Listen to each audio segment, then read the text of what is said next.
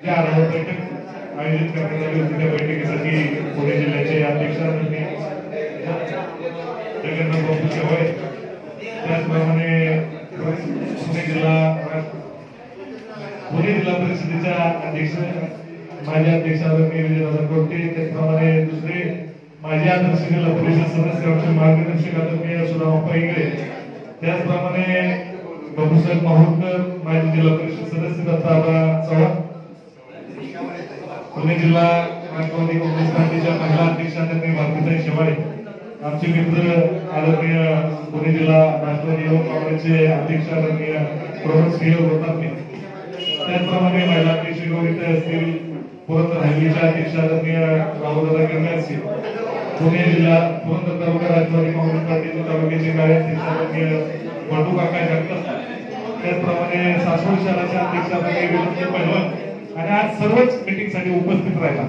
खरं तर उद्याच्या 12 तारखेला जे आपल्या सर्वांना बापूंनी जे मार्गदर्शन केलं, दरवर्षी आपण देशाचे नेते पद्मभूषण शरदचंद्रजी पवार साहेब यांचा वाढदिवस त्या ठिकाणी साजरा करत असतो, परंतु यावर्षी हा वाढदिवस आपण त्या ठिकाणी सप्ताह म्हणून त्या ठिकाणी साजरा करावा।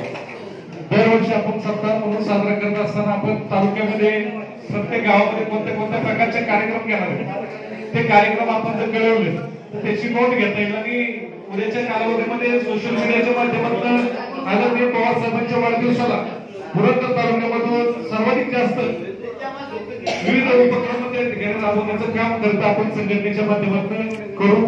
आपण सर्वजण त्याचं कशा पद्धतीने आपण कार्यक्रम आयोजित करणार त्याची माहिती पक्ष कार्यालयामध्ये सासवड या ठिकाणी आपण द्यावी एवढीच आज विनंती करतो। आणि आपण सर्वजण आजच्या मीटिंग साठी उपस्थित राहिला त्याबद्दल मी आपल्या सर्वांचं मनापासून आभार व्यक्त करतो। उद्या 11 वाजता आपल्या भागाच्या बारामती लोकसभा मतदारसंघाच्या लोकप्रिय खासदार आदरणीय सुप्रियाताई सुळे यांनी निसर्गाला त्या ठिकाणी उद्या 11 वाजता बैठक आयोजित केली। खरं तर विधानसभा निवडणुकीच्या पार्श्वभूमीवरती ही बैठक आयोजित केली।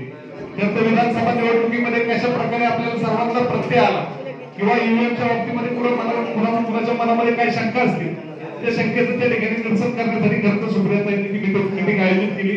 त्या मीटिंग साठी देखील सर्वांनी उद्या 11 वाजता उपस्थित राहावं ही विनंती करतो आणि आजची मीटिंग संपली जाहीर करतो।